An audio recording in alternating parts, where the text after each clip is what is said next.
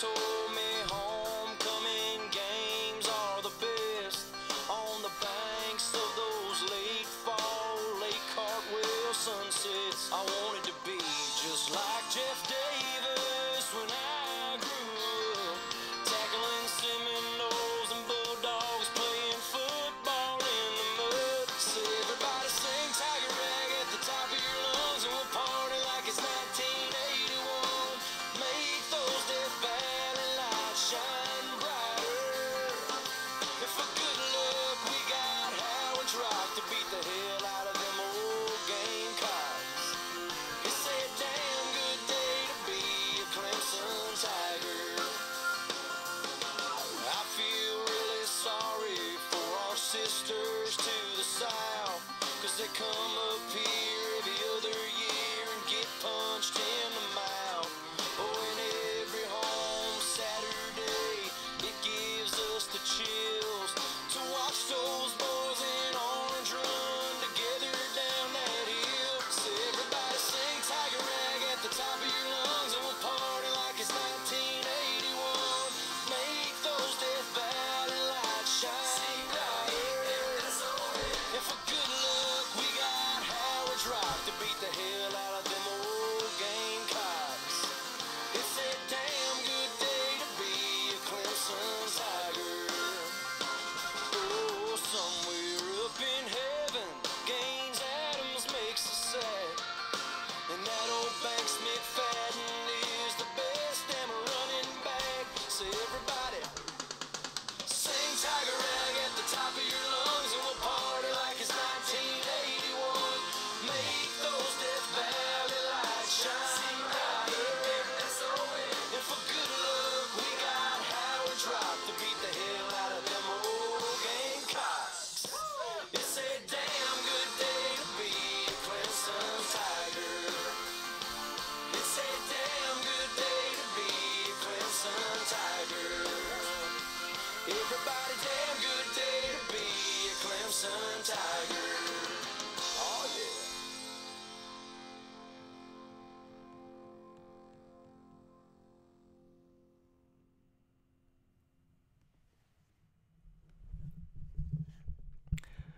Good afternoon, everybody. Pigskin and Pete here. Happy Thursday to everybody. Man, I feel like it's been a while since I've been on here.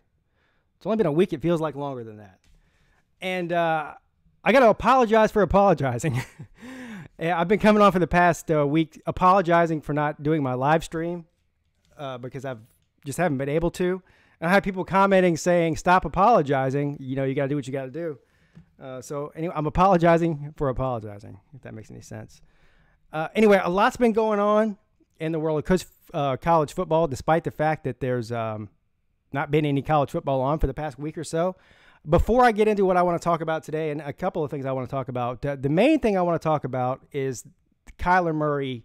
I don't know if you want to call it a controversy, because it's not really a controversy, but it seems to be a polarizing subject. So since the last time I've been on, we've seen the Heisman ceremony. I haven't really got into that.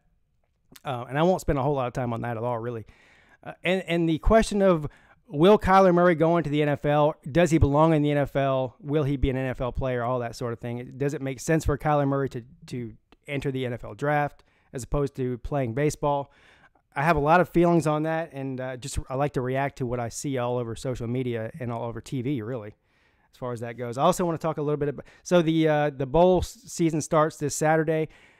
And there's not a whole lot of really good bowl games that go on this Saturday. Of course, they get better as the weeks go on over Christmas break. There's a couple of pretty interesting games. Most of them not really. And I will be announcing. So I won't be doing any streams this weekend for the bowl games. There's not any good enough, really. Once we get up closer to Christmas, and of course after that week after Christmas, between Christmas and the New Year's Six bowl games, I will be doing at least probably a couple of live streams for some of the more interesting, bigger bowl games. And so I'll announce those next week. This coming Monday, what is that? 4 days from now, I'm going to be out of town. I'm going to the Carolina Panthers and New Orleans Saints Monday Night Football game with Mrs. Peete. We bought those tickets, I guess, like I don't know, like 5 weeks ago when Carolina was 6-2. And when we bought the tickets, we were sitting there thinking, what's going to be a great game to go to? We're 6-2. We're in the mix of things. A New Orleans Saints Monday Night Football game's got to be the best one. That's a division game.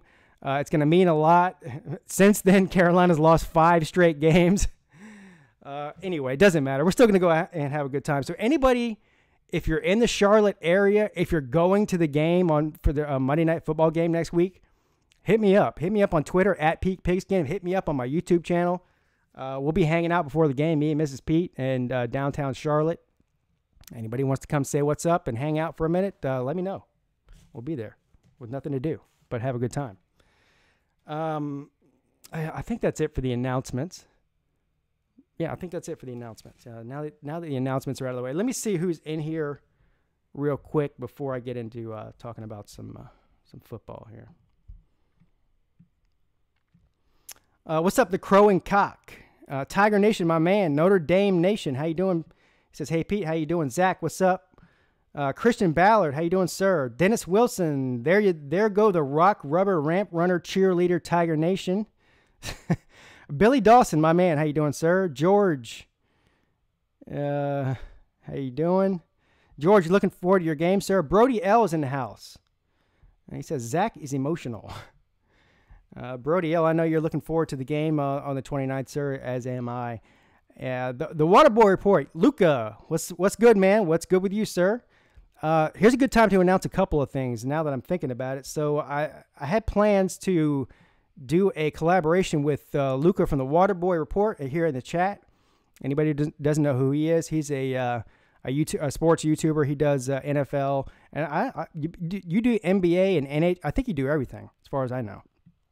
I'll be going on his channel for Week 17 NFL picks. So everybody look out for that come Week 17. Also, there is a Notre Dame video maker. His name is Always Irish, I think. And I really hope if you're watching, sir, I apologize. I think it's Always Irish. And if I screwed that up, I'm sorry. Anyway, he contacted me about a week ago, maybe a week and a half ago.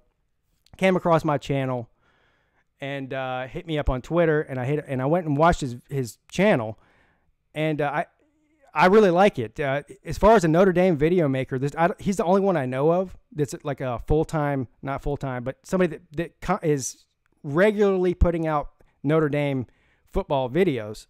And so I watched some of his videos, and I think he's really objective. I like what he's got going on.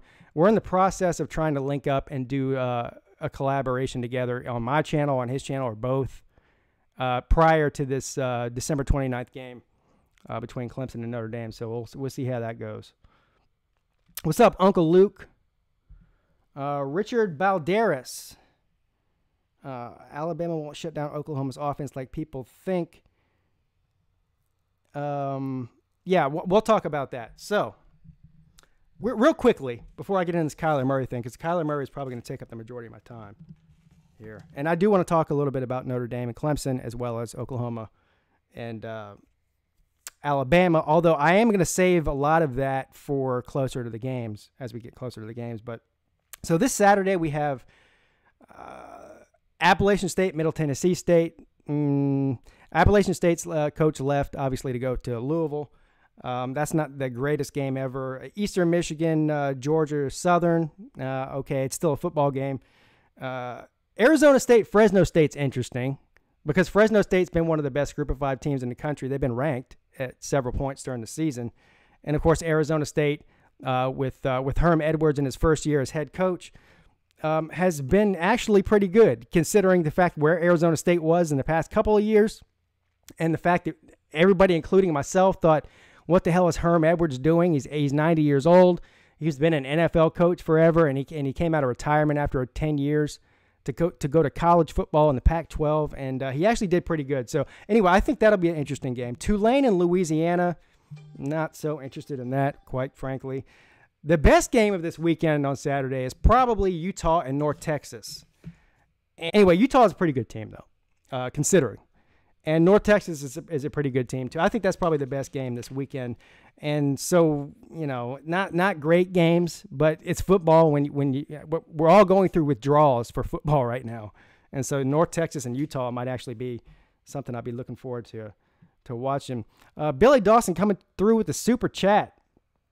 He doesn't say anything, but thank you, sir. I appreciate it. Yeah.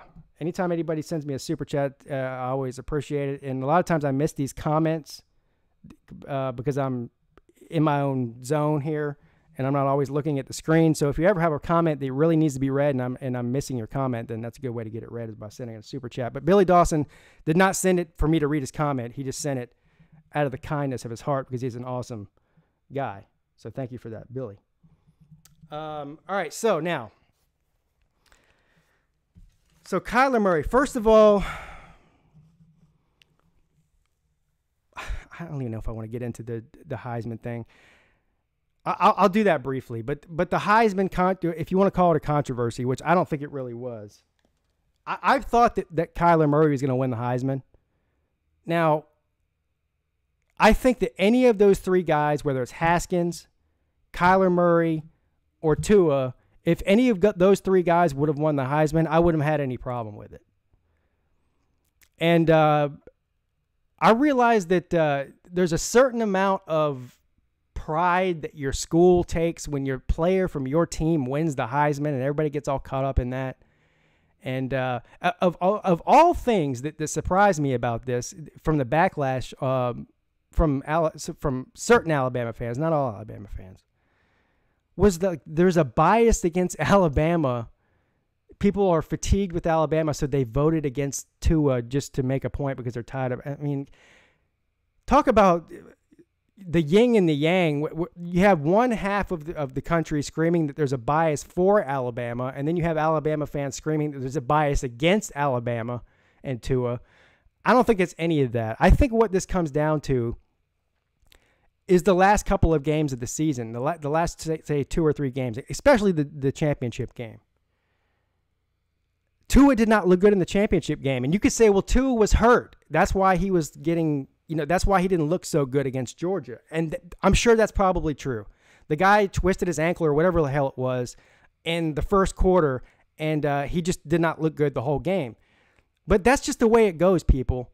We live in a world where, what have you done for me lately? We always judge people on their very last performance.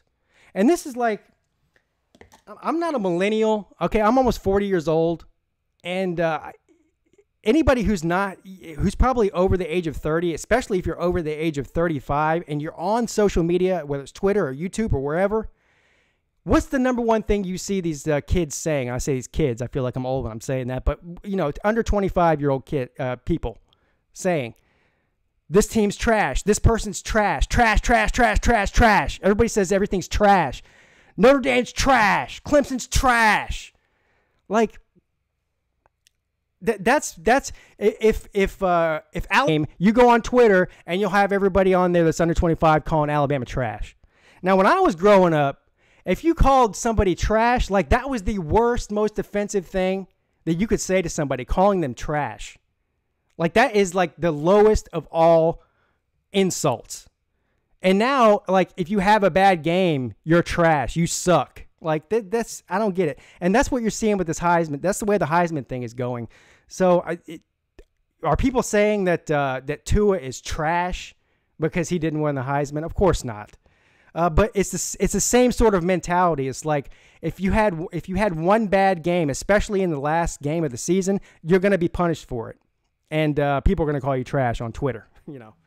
But anyway, Kyler Murray, I think it was deserving of the Heisman. I think that Tua was deserving of the Heisman. I also think that Haskins was certainly deserving of the Heisman. And the Heisman does not always go to the best player in the country, because the best player in the country does not always play on one of these teams that's like Ohio State, Alabama, or Oklahoma, or Clemson, or Notre Dame, or somebody like that. So the best player in the country, for all we know, could be playing for North Texas. The best player in the country, for all we know, could be playing for Fresno State. The best player in the country, for all we know, could be playing for UCF.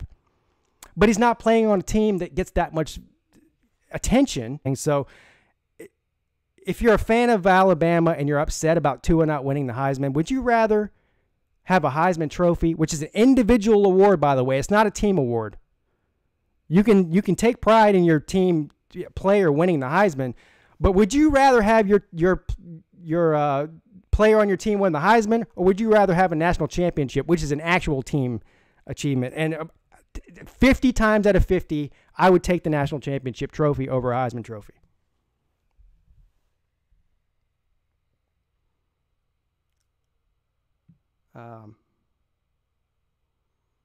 Yeah. What Josh Hall? How you doing, sir? Kyler Murray is way overrated. I completely disagree, and I'm going to talk about that right now. So the discussion, and this is, I don't have any skin in the game. I'm not an Oklahoma fan, okay? But things like what I'm reading about this Kyler Murray NFL situation, when I read them, it makes my head spin. It makes me mental.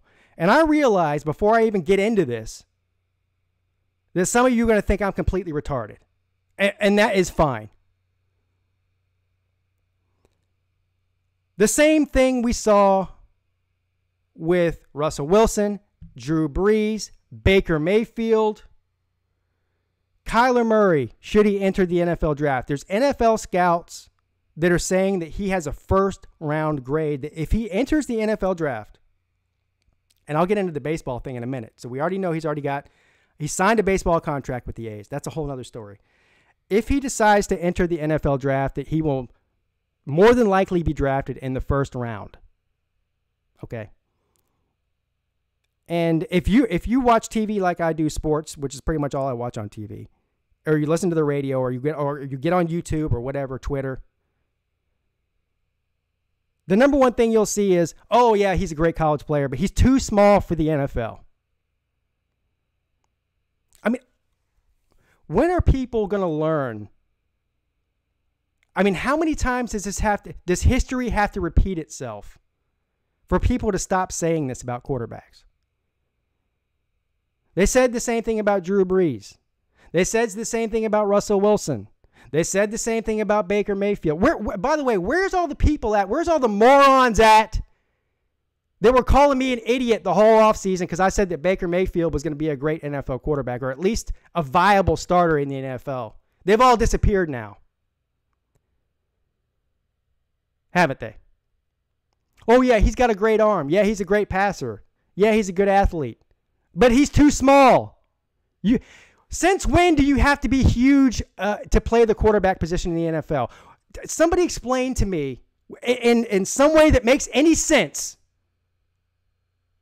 a technical reason why you have to be a certain height to play quarterback in the NFL. Because nobody can explain it to me, and it hasn't panned out to work in their favor. I'm a fan of a team that has the biggest quarterback or one of the biggest quarterbacks in NFL history, in Cam Newton. How well has that worked out for Cam Newton, his size? It works out for him when he runs the football because he's bigger than linebackers, he's bigger defensive backs. But has that helped him out as a passer any? No, it hasn't. It hasn't. And the only thing I could think that people say over and over and over again is you have to be able to see over the defensive line or over the offensive line to make good reads on your passes. Are you kidding me? Do you people realize that there's not a difference in height between college defensive linemen and NFL defensive linemen for the most part? I mean, there may be a little bit of a difference, but look at Clemson's defensive line. These guys are all NFL size. They're all 6'4", 6'5", 6'6" guys. They're not growing anymore when they go. You don't enter the NFL draft and all of a sudden grow 3 inches. You're already fully grown by the time. I mean, you're not getting any taller for the most part.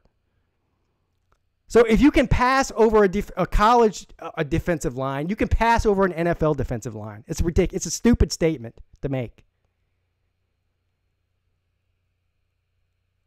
Out of all the positions on the football field, the position where height matters the least is the quarterback position. Here's what you've got to do. You've got to be smart. You've got to be able to read defenses and go through your progressions. And the quarterback is a very heady position. We all know that. That's number one.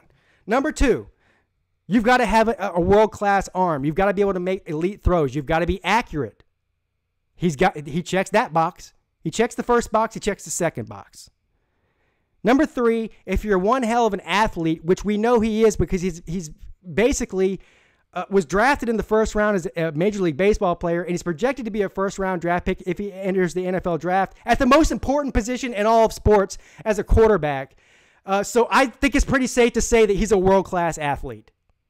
So tell me exactly, but he's only 5'9", Pete. He's even shorter than Baker Mayfield. How short do you have to be before you're not able to play quarterback? Is there a certain number? Because 5 years ago, 6 feet was too small. Then we've learned that that's a farce. That if you're 6 feet tall, you still can play elite quarterback position in the NFL. So what now? Wait, 5'9" too short? 5'6"? I mean, do you have to be a certified midget? Do you have to be 4'11" in order for this thing to work out for you? Does anybody forget that Russell Wilson was very similar to Kyler Murray? Russell Wilson was a world-class baseball player. Russell Wilson was a world-class football player. He chose football. And it's worked out pretty well for Russell Wilson, hasn't it?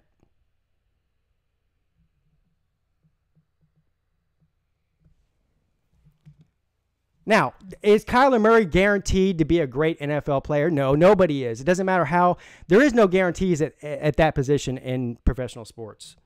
There's some of the best college quarterbacks that have ever come out of college that everybody thought was going to be amazing and went to the NFL and didn't, and were busts. But he's got as good a chance as anybody, I promise you. He's got as good a chance as anybody that's ever been drafted in the first round to be a starting quarterback in the NFL. He's got all the tools. Now, if you look at it from the standpoint of baseball versus football, the pros and the cons. So before the season started, after he was drafted and given $4.6 million as a signing bonus with the Oakland Athletics, everybody was saying all the right things. The Oakland A's came out and said, we're 100% confident that he's going to come to baseball. He's committed to baseball. He doesn't want to go to the NFL. We're going to let him play his last final year to fulfill his college dreams of being a quarterback at the University of Oklahoma. And then he's going to hang up his football cleats and be an Oakland A. And we're giving him all this money, first-round money. Kyler Murray, on the other hand, same thing. Oh, I'm going to come and play for the quarterback at Oklahoma for my final year, but I'm committed to being an Oakland Athletic. I'm committed to baseball. Everybody's saying all the right things. Hell, Kyler Murray's baseball agent saying the same things that I just said that the other two said. He's still saying the same thing today. Oh, no, Kyler Murray's committed to baseball. But when you ask Kyler Murray himself straight to his face, are you thinking about entering the NFL draft now that you know that you will most likely be taken in the first round? Because let's look at the other quarterbacks in this draft. This is not a very quarterback-eccentric draft. You have Justin Herbert, who's a good player, Drew Lock, who's a good player, Will Grier, and Ryan Finley. That's really the top four quarterbacks in this draft. And, of course, if you throw Kyler Murray in that mix, there's five. Kyler Murray will tell you to your face, he's already doing an about face. He's already changing his story to, well, yeah, now I'm thinking about, I would love to play both, which probably isn't possible. I mean, we saw it with Bo Jackson back when I was a kid, right? And we saw it with Deion Sanders. But the difference is first of all, they weren't franchise quarterbacks. It's a whole different level to be a baseball player and a defensive back, or a baseball player and a running back, and a baseball player and a franchise quarterback. A franchise quarterback is a much bigger responsibility. It's like I said before, it's the most important single position in all of team sports, I think. It takes more time. So I don't know if juggling a franchise quarterback and playing a full 162-game schedule in baseball is viable or smart, really. I don't think it's smart. And I don't even know if the Oakland A's would allow that. I mean, I don't think that they would want him to play quarterback in the NFL and try to play for their team. But let's look at monetarily, because if Kyler Murray was going to be a third-round pick in the NFL draft, the fourth, fifth, sixth, like Russell Wilson was a sixth-round pick, right? No, of course it's not worth it. Go play baseball. But a first-round pick, that changes the game. And I'm talking about cheese. I'm talking about cheddar. I'm talking about money here. Now, either way, whether he decides to play baseball or football, he's going to be a millionaire. He's going to make a lot of money. And he probably won't have to worry about money for the rest of his life. But the $4.6 million that the Oakland Athletics paid him as a signing bonus will be the biggest payday that he gets in baseball for the next 5 years. That'll be the most money he's making over the next 5 years. That's it. He's got all his cheddar already for the next 5 years. If he gets drafted in the first round of the NFL draft, he'll make 4 times that at the least. 4 times that. Whether he ever starts a football game or not. For instance, Lamar Jackson last year was the very last pick in the first round of the NFL draft. Lamar Jackson is making $20 million over the life of his rookie contract as the last pick in the first round. The last pick. $20 million. That is 3 times what Kyler Murray's going to make over the next 5 years playing baseball. The other thing is, if you're looking at the baseball schedule, 162 games versus a 16-game regular season in the NFL. Now, granted, if you're playing in the NFL, you might get your brains beat in 16 games a year. Much more physically grueling, but still, 16 weeks versus, 40 weeks or whatever it is that baseball plays. There's a huge difference there. Also, I don't know what kind of ego Kyler Murray has. I think that all these huge athletes have to have at least a little bit of an ego, otherwise they wouldn't be where they are. But there is no comparison as far as your stardom, as far as your how big of a superstar you are if you're a starting quarterback for any franchise in the NFL for any extended period of time versus a center fielder for any Major League Baseball team. Every single starting quarterback is in the NFL is more famous than any center fielder, maybe with the exception of 1 or 2 players in Major League Baseball, if they're like the best of the best of the best. But he would basically just be another guy on a roster of a Major League Baseball team versus one of the 32 most famous athletes in America if he's a starting quarterback. So the paycheck is bigger in the NFL. You play a lot less games, and your fame is through the roof compared to what it would ever be as a Major League Baseball player. So I would not be surprised, and we'll see what happens, but I would not be surprised at all to see that if Kyler Murray decides to back out of this Major League Baseball contract. So there is a provision in his contract that says all he has to do if he decides he wants to back out of his baseball contract, he has to pay back the $4.6 million advance that he was given by the A's. And if he's guaranteed to make $20 million or more in a couple of months from now, I wouldn't have any problem paying back that $4.6 million. Here, take it. I'll trade in my $4.6 million for 20. I mean, that's basic math. I'll do it all day and twice on Sunday. And if Kyler Murray does enter the NFL draft and he does get drafted, like I said before, it's no guarantee he'll be great, but don't be surprised if he is. And don't tell me he's too short to play football. If you think he's too short to play quarterback in the NFL, I want you to take your hand and smack yourself upside the head with it a couple of times and see how that feels.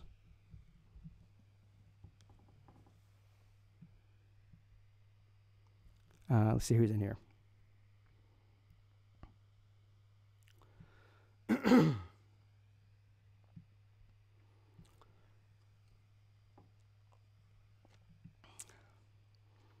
What's up, Prince? How you doing, sir?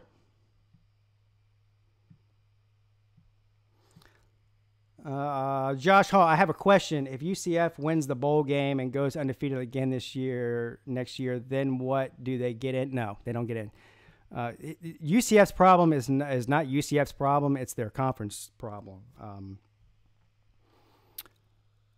look, and so UCF just turned down so they've been saying, well, we would play all these big name programs in the Power 5, but nobody will play us, right? Nobody wants to play us and get beat. They don't have anything to gain out of it, which they don't, which is 100% true.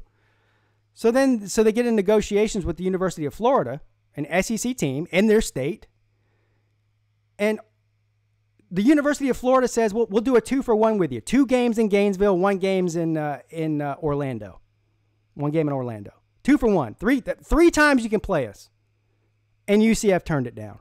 So how badly does UCF really want to play the big boy schools and show that they can beat them when they're turning it down? So, it's one thing to talk the big game and say we could play and beat anybody in the country, but when you get offered to play somebody 3 times in your home state and you turn it down, well, then maybe you've been lying to people about it. Maybe you're not really willing to play SEC schools or ACC schools as much as you really say that you are. Otherwise, you wouldn't have turned it down.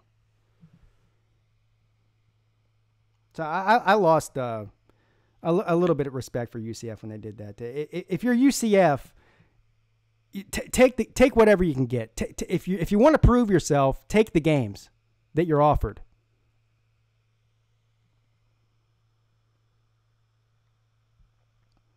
Clemson's defense is not as good as you think. I mean, I don't know what you've been watching, sir, but I'll tell you one thing.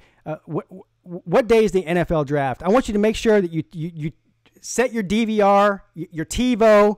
I mean, if you've got a VHS recorder from the 80s, make sure you hit record on that. And I want you to record the NFL draft, sir. And you can watch 4 Clemson defensive players go in the first round. It'll be the first time it's ever happened in football. And then you can tell me how good or not good Clemson's defensive line is whenever you watch them all get drafted into the NFL in the first round. Shit. Dropping stuff.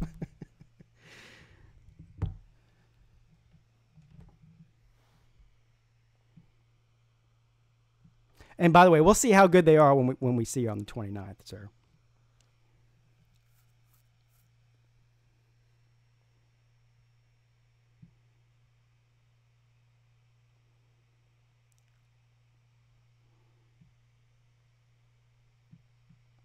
Clemson Notre Dame had 4 common opponents this year. Clemson averaged 10 more points against them. Yeah, yeah, well, that is true. That is true. I don't really put a whole lot of stock in the common opponent thing because I think that's way overblown. I mean, if you're a Notre Dame fan, you like to point out the fact that they killed Syracuse and Clemson struggled with Syracuse, and then all of a sudden Clemson fans like myself and everybody else comes out and says, "Well, you almost lost to Pitt at home, and we murdered Pitt." So, I mean, which one's more? It just the common opponent thing I don't think matters, but I'll tell you what does matter is 2 things: talent on the field. That's probably the main thing that matters. And the reality is that Clemson has a more veteran team that's just more talented. I mean, does that mean that Clemson is going to blow out Notre Dame? No.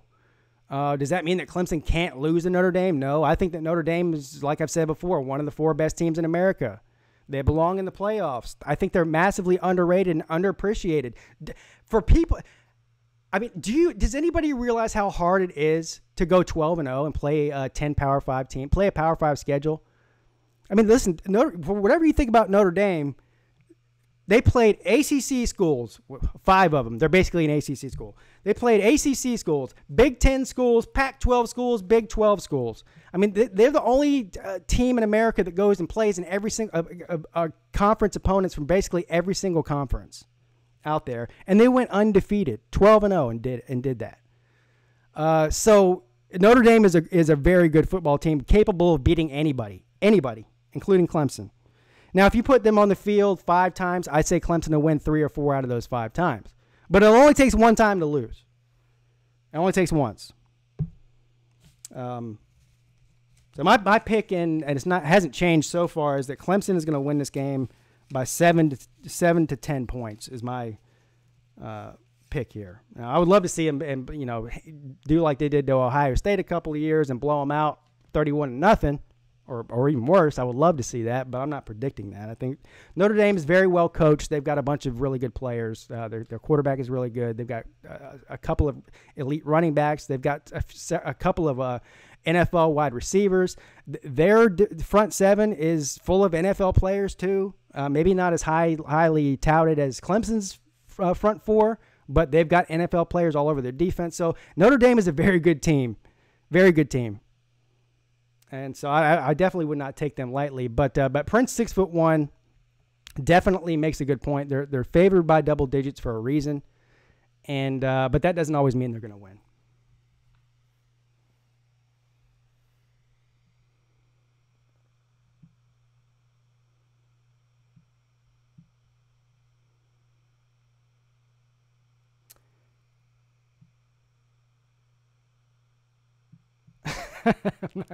I'm not going to even repeat what was. You guys can read it for yourself. This is a family show.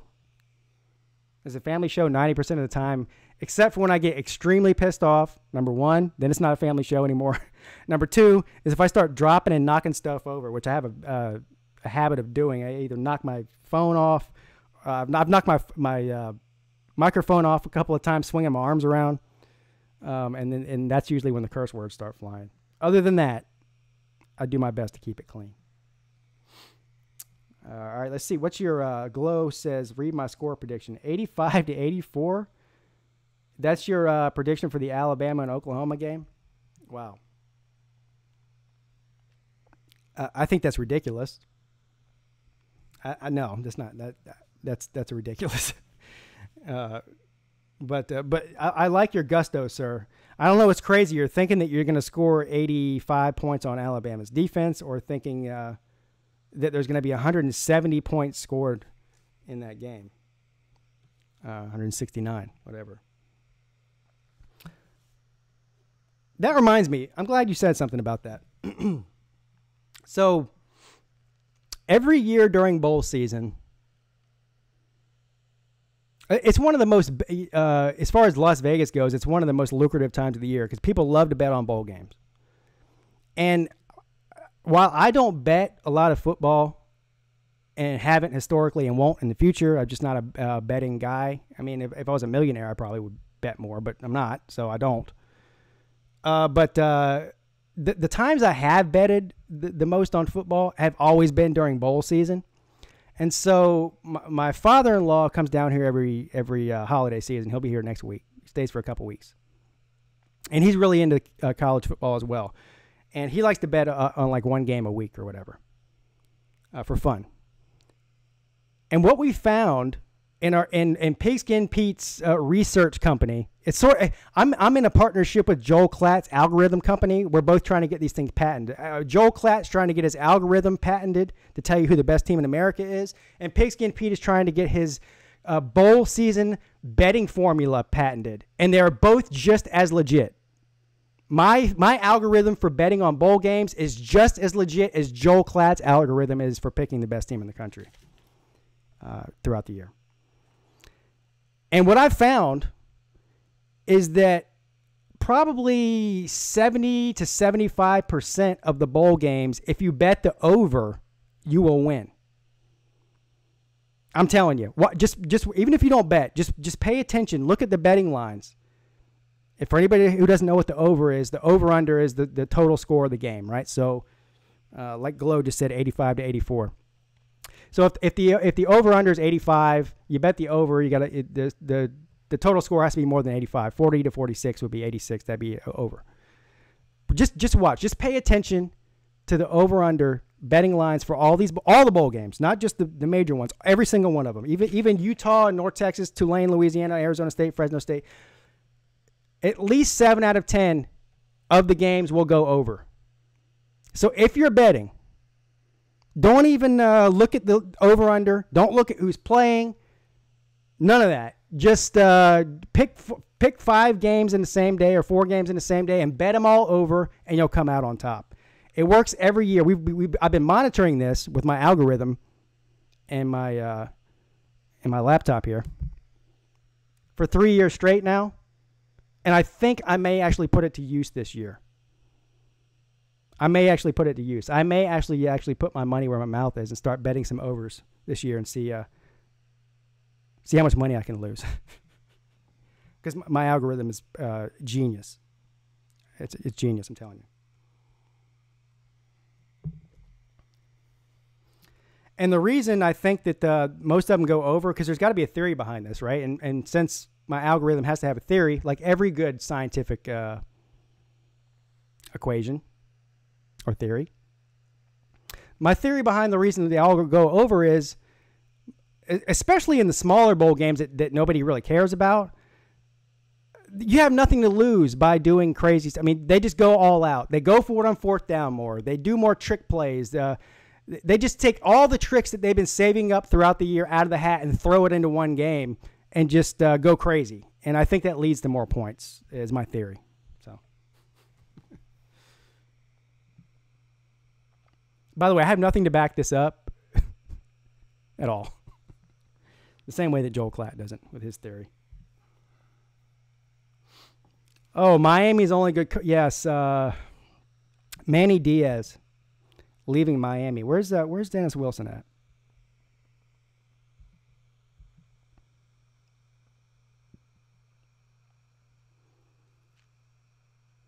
Write the scores down per bowl, Pete, and check your assumptions. No money lost. Yeah, I've been doing. That's what I've been telling you, sir. I've been doing that for the past 3 years. I've been keeping up with this, man, and I haven't put any money on it. And every year I'm like, man, I wish I would have, listened to my own advice and bet the over on every game. I would have won a bunch of money.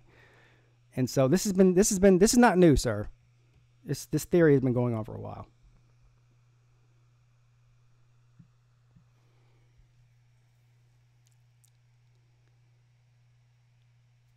Yeah.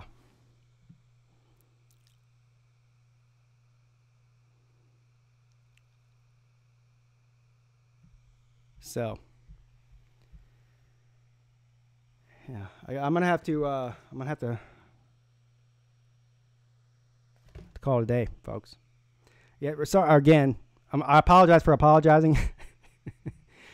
And the reason I had to come on early today is well, anyway, you don't care, but I have something to do. So let me think here. My scheduled live stream for Tuesday.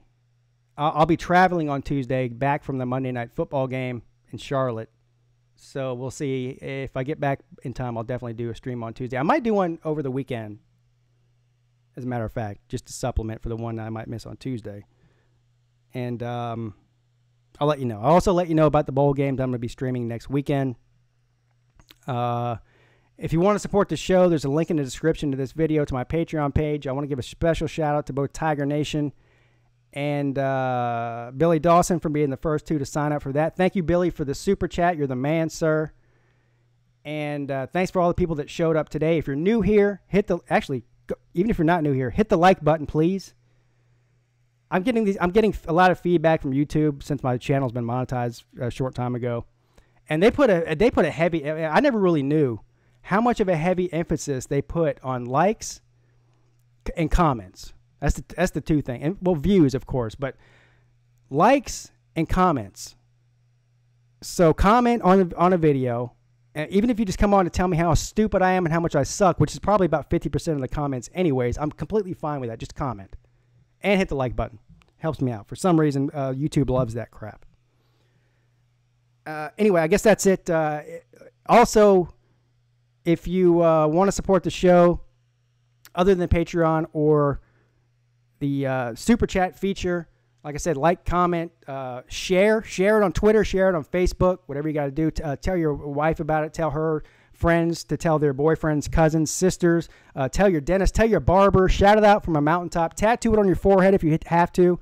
But if you tattoo it on your forehead, make sure you tattoo it backwards so that when you look in the mirror, it reads correctly.